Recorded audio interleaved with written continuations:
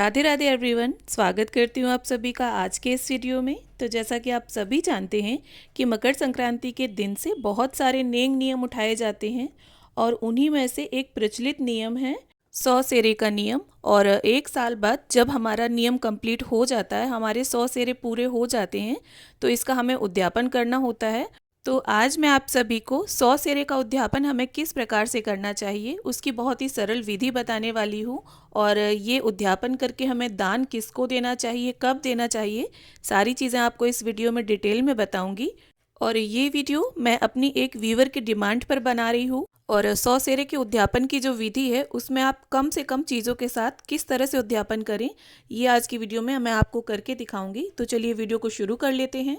तो देखिए, बिना उद्यापन के आपका कोई भी नियम आप उठाएं वो पूरा नहीं माना जाता। तो देखिए, जब आपके 100 सेरे कंप्लीट हो जाएंगे एक साल बाद, मकर संक्रांति वाले दिन ही आपको ये उद्यापन करना होगा।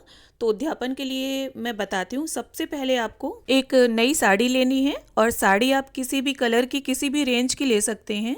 और जिसे आप दान देने वाले हैं, अगर वो सूट पहनते हैं तो साड़ी की जगह पर आप सूट भी रख सकते हैं। और साथ ही हम एक पैंट शर्ट का जोड़ा ले लेंगे। देखिए, कोई भी उद्यापन अगर आप करते हैं तो आपको जो विवाहित जोड़ा है उसे ही उद्यापन का दान देना होता है। तो आप पैंट शर्ट की जगह पर जीन्स या रेडीमेड शर्ट्स ये भी रख सकते हैं, कोई दिक्कत वाली बात नहीं है। और साथ ही हमें हरी मूंग की दाल चाहिए, और ये दाल आप अपनी स्वेच्छा से, अपनी सामर्थ्य के हिसाब से 1.25 किलो, 3.25 किलो, 5.25 किलो जितना देना चाहें। और साथ ही देखिए, हमें चावल ले लेने हैं। चावल आप कैसे भी ले लें, टूटे ले लें या साबुत ले लें, क्योंकि देखिए खिचड़ी का दान मेन होता है और खिचड़ी में टूटा हुआ चावल भी प्रयोग हो जाता है। इसके साथ ही आपको तिल लेने हैं। तिल आप सफ़ेद भी ले सकते हैं, काले भी ले सकते हैं, जैसे भी आपको मिल जाएं। और साथ ही इसके हमें गुड़ लेना होगा। आप तिल और गुड़ की जगह पर तिल गुड़ से बनी कोई मिठाई भी रख सकते हैं, मूंगफलियां भी रख सकते हैं। और ये देखिए, मैं आपको कम से कम चीज़ों के साथ 100 सेरे का उद्यापन किस प्रकार करें, तो वो सभी सामान कम से कम दिखा रही हूँ आपको। आप इससे ज़्यादा ले सकते हैं लेकिन इससे कम ना करें।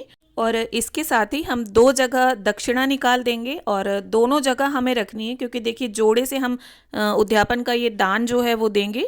तो इसीलिए आप 2 जगह दक्षिणा ज़रूर रख दें। इससे अगर कोई कमी होगी हमारे उद्यापन में तो वो पूरी हो जाएगी। साथ ही देखिए, हमें 5, कम से कम 5 बर्तन चाहिए होंगे। बर्तनों में आप थाली, कटोरियाँ, गिलास, चम्मच, कोई भी बर्तन ले सकते हैं। और बर्तन की जो धातु है वो आप पर निर्भर करती है पूरी तरीके से। आप स्टील का देना चाहते हैं, पीतल का, तांबे का, कोई भी बर्तन, किसी भी धातु का दे सकते हैं। लेकिन जो बर्तन है वो आपको पूरी तरह से नए देने हैं। इस्तेमाल किए हुए कोई भी सामान इस्तेमाल किया हुआ या पुराना हमें नहीं देना है। अब देखिए, इतने सामान के साथ अगर आप देना चाहें तो उन्हीं वस्त्रों का दान भी कर सकते हैं, लेकिन ये पूरी तरह से ऑप्शनल है। अगर आप देना चाहें तो दें, ना देना चाहें तो इसे स्किप भी कर सकते हैं। यहाँ पर मैंने एक लेडीज़ कैप और एक जेंट्स कैप रखी है। आप इसकी जगह पर स्वेटर, शॉल, सॉक्स, लोई, बहुत सारे ऊनी वस्त्र होते हैं, कंबल, कुछ भी दान कर सकते हैं। और जितना आपका सामर्थ्य है उस हिसाब से आप ये सामान ले लें। अब इसके बाद हमें एक जटा वाला नारियल ज़रूर चाहिए होगा। ये आपको रखना ही रखना है, और पानी वाला होना चाहिए, सूखा नहीं होना चाहिए। क्योंकि देखिए, अगर हम किसी भी तरह का कोई भी उद्यापन करते हैं और उसमें नारियल रख देते हैं दान के सामान में, तो उद्यापन जो है वो हमारा पूर्ण माना जाता है। अब देखिए, इसके साथ एक ज़रूरी चीज़ जो मैं आपको आगे दिखाना भूल गई थी, आपको साड़ी के साथ कुछ सुहाग का सामान भी ज़रूर रखना है। सुहाग के सामान में आप 16 श्रृंगार की पिटारी भी लगवा सकते हैं, या साड़ी के ऊपर आप 5, 7, 9, 11 इस तरह से सामग्री भी रख सकते हैं सुहाग की।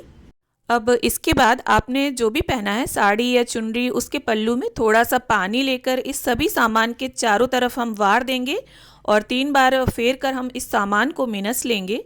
और देखिए, मकर संक्रांति वाले दिन सुबह सवेरे स्नान करके आप ये सभी सामग्री जमा कर और मिनस कर रख दें। भले ही आप इसे बाद में दिन में कभी भी दान कर दें, लेकिन शाम होने से पहले आप इस दान को ज़रूर दे दें।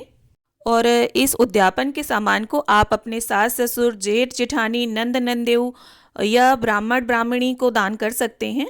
बस इस बात का आप ध्यान रखें कि जिसे भी ये दान का सामान दे रहे हैं, तो उस दान के सामान का कोई भी चीज़ आप, आपके पति और आपके बच्चे यूज़ नहीं करेंगे, और ना ही इस दान के सामान का कुछ भी आप लोग खाएंगे।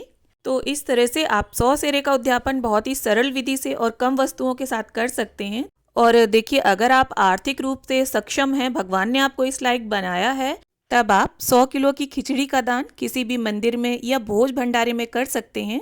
और अगर आप 100 किलो की खिचड़ी का दान करते हैं तो इससे अच्छा तो आपका 100 सेरे का उद्यापन हो ही नहीं सकता। तो उम्मीद करती हूँ वीडियो आप सभी के लिए हेल्पफुल रहे। वीडियो अगर अच्छी लगी हो तो इसे लाइक शेयर करें, और चैनल अगर सब्सक्राइब कर रखा है तो बहुत धन्यवाद, और नहीं किया है तो अभी कर लीजिए। Thanks for watching.